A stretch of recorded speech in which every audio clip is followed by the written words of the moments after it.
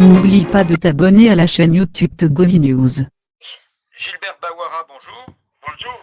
Avec ces prochaines élections législatives sans la participation des 14 partis de la coalition de l'opposition, est-ce que le Togo ne risque pas de retourner 15 ans en arrière? Non, pas du tout. La non-participation de l'opposition, je dirais plutôt d'une partie de l'opposition incarnée par la coalition des 14 partis, procède d'un choix libre de leur part de ne pas participer alors que les facilitateurs, le comité de suivi et le gouvernement togolais se sont investis pour garantir un processus inclusif, transparent et équitable. Au-delà des querelles sur les législatives à venir, la demande fondamentale de l'opposition, c'est la limitation à 2 mandats présidentiels avec effet rétroactif, afin que le président Faure ne puisse pas se représenter en 2020. Est-ce que vous êtes ouvert à une discussion sur ce sujet? Actuellement, la majorité parlementaire est parvenue en commission des lois à adopter un projet de réforme constitutionnelle qui va au-delà des revendications de l'opposition, notamment en ce qui concerne la limitation à 2 du nombre de mandats présidentiels. Êtes-vous d'accord pour que cette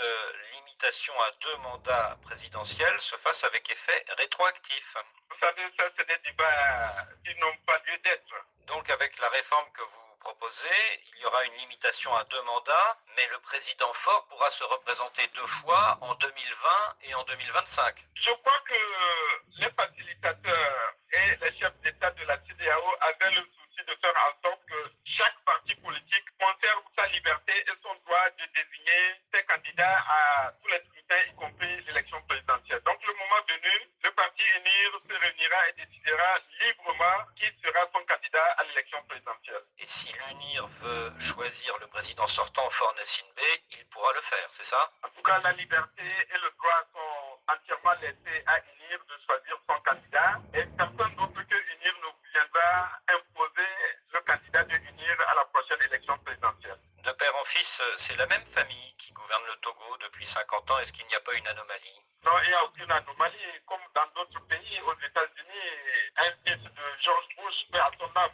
père a pu être président. Dans d'autres pays, c'est possible. Je crois qu'il revient exclusivement aux Togolais à l'occasion des scrutins et des élections de se déterminer sur les candidats au Togo. Entre George Bush père et George Bush fils, il y a eu l'alternance Bill Clinton. Ce n'est pas le cas au Togo. Est-ce que 50 ans sans alternance, ce n'est pas insolite? Je voudrais vous rappeler qu'il y a toujours eu des élections ouvertes, démocratiques et transparentes avec plusieurs candidats issus de l'opposition, hier comme aujourd'hui.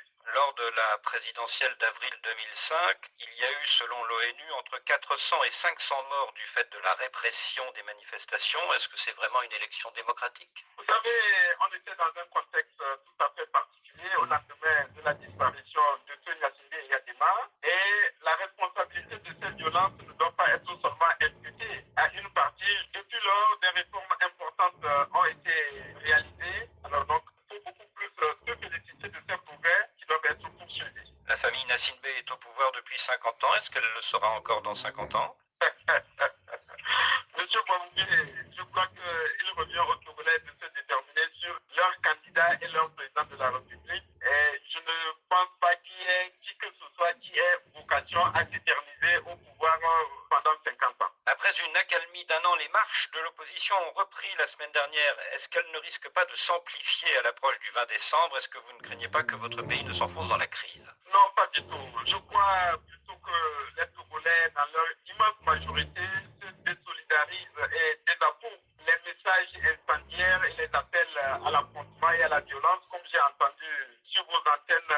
Les propos et déclarations de Mme Brigitte Adiamago sont profondément regrettables et condamnables. Et le gouvernement ne peut tolérer cette logique d'affrontement et de violence à l'endroit d'autres citoyens et des forces de l'ordre. On constate qu'aujourd'hui, Mme Adiamago est en train de fourvoyer la coalition en la conduisant tout droit dans une voie sans issue et dans une impasse par des déclarations incendiaires et des procédures de blocage. Donc, je voudrais vraiment condamner ces propos. Les Togolais n'accepteront pas de détruire et de bloquer leur propre pays en sachant les conséquences que cela pourrait entraîner pour l'ensemble de la communauté nationale. Pour éviter la montée des tensions entre le pouvoir et l'opposition, l'opposition d'ici le 20 décembre. Êtes-vous prêt à envisager un éventuel report de ces législatives pour que l'opposition revienne dans le jeu? Cela n'est pas possible parce que la campagne électorale a démarré et le processus électoral ira à son terme avec la tenue du scrutin législatif le 20 décembre 2018, conformément aux décisions des chefs d'État et du gouvernement de la CEDEAO. Mais êtes-vous certain que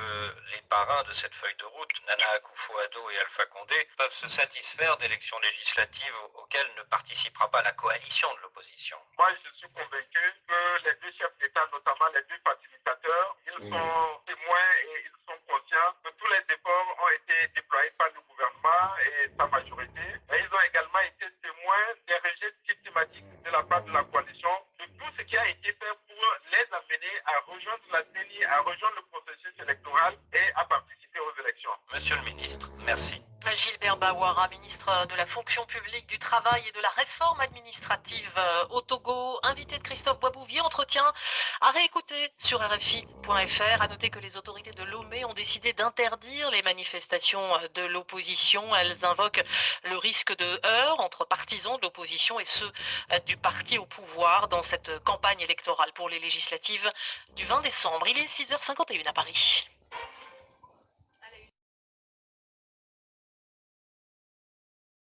Merci d'avoir regardé la vidéo, abonne-toi et partage la vidéo sur les réseaux sociaux, Facebook et WhatsApp.